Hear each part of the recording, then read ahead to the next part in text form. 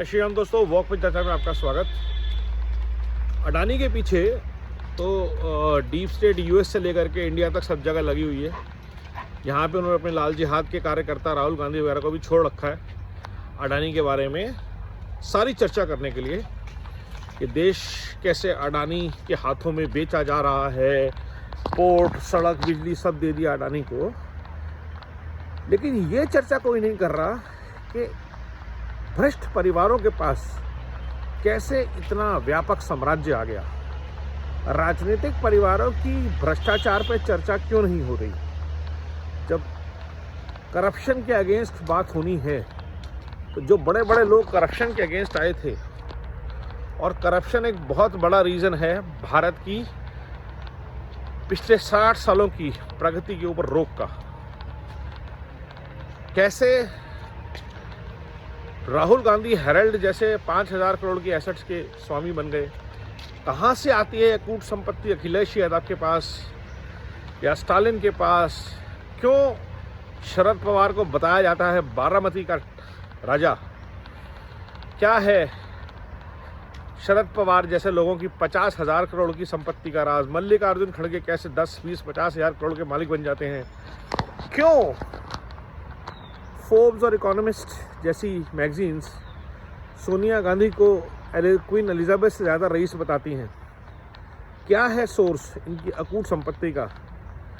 कैसे प्रियंका गांधी शिमला में एक महल बना लेती हैं, एक बहुत ही प्रीमियम लोकेशन पे जहां संपत्ति करोड़ों की है? ऐसा कौन सा बिजनेस करती हैं? ऐसा कौन सी एसेट्स हैं इनके पास जिसके किराए आते हैं? कौन सा ऐसा राजीव गांधी काम करते थे या इंदिरा गांधी काम करती थी प्रधानमंत्री की तनख्वाह के अलावा, जो उनके पास अरबों खरबों रुपए की संपत्ति है? और हर स्टेट में आपको ऐसे परिवार मिलेंगे। फारूक अब्दुल्ला ऊपर से शुरू हो जाए से लेकर के बादल, चलिए अमरिंदर सिंह को आप छोड़ सकते हैं कि जी राजा थे वो, उनके पास पुराना पैसा है। पॉलिटिशियंस के पास भूपेंद्र सिंह हुड्डा से लेकर के लाल जितने थे, हरियाणा से लेकर के यूपी, अखिलेश यादव की फैमिली या मायावती, इन सबके पास लालू यादव के बच्चे, उनके लाइफस्टाइल देखिए। और ज़्यादा पुरानी बात नहीं, सिर्फ 20-30 साल पहले के लालू और मुलायम के परिवार के हालात देखिए और आज के हालात देखिए। ऐसा क्या हुआ कि एमपी एमएलए की सैलरी में इन लोगों ने ज़मीनें, मॉल्स, होटल्स सब बना लिए और अकूट संपत्ति इकट्ठी कर ली? वो कौन सा अडानी और वो कौन सा अंबानी है जिसने इनके बिजनेस में पैसे लगाए, और वो कौन सा ऐसा स्टार्टअप का फॉर्मूला है जिससे इनको इतना फ़ायदा हो रहा है? पूरा देश ये बात जानना चाहिए, पूछना चाहिए कि भैया हमें भी बताओ, हम कैसे अपनी गरीबी दूर करें, हमारे नेता हमें लीड करें। और क्यों इनका सारा का पैसा सरकार इनसे लेकर गरीबों में बांटती नहीं है? क्यों नहीं इनके घर प्रॉपर्टी नीलाम होते? किसको नहीं पता सेलेक्ट सिटी वॉक में किसके होटल हैं, किसकी कहाँ गुड़गांव में संपत्ति है, कहाँ से अरालियाज और मगनोलियाज में जहाँ 10-10, 20-20 करोड़ के घर हैं, गांधियों की संपत्ति वहाँ कैसी है? रॉबर्ट वाड्रा ऐसा कौन सा काम करने लग गए शादी के बाद कि बड़े बड़े बिजनेसमैन को उनसे एडवाइस चाहिए, उनके साथ पार्टनरशिप करनी है, कि डीएलएफ इनको बोलता है कि भाई हमें आप ज़मीन दिलवा दो। इन सब चीज़ों पे विचार करना बहुत ज़रूरी है।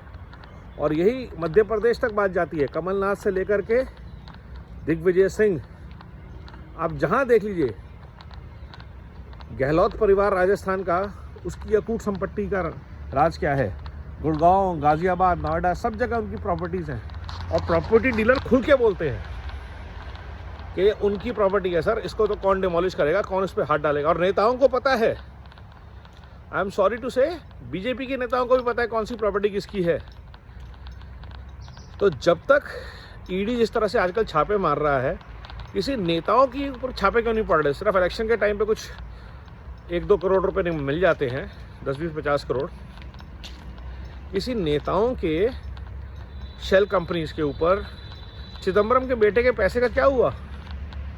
कहाँ से आया उसके पास इतना इन्वेस्टमेंट कैपिटल? कैसे शशि थरूर ने खुले में इल्ज़ाम लगाया ललित मोदी में कि शशि कपूर ने मेरे को बोला कि आप कोची कैपिटल्स की शेयर होल्डिंग उनको दे दीजिए मैडम को। क्यों उस पर इन्वेस्टिगेशन नहीं हो रही?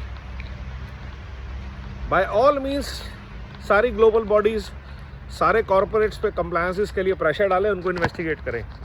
बट जो भ्रष्टाचार की जड़ है, नेता और ब्यूरोक्रेट्स, उनका इन्वेस्टिगेशन होना बहुत बहुत ज़रूरी है।